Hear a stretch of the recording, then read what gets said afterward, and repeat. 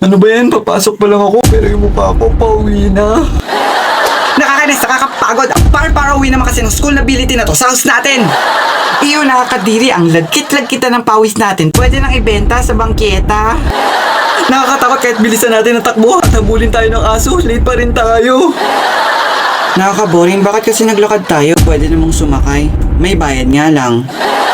Nakakainito man yung iba. Hindi sila naglalakad. Lumilipad lang kasama yung kalahating katawan nila.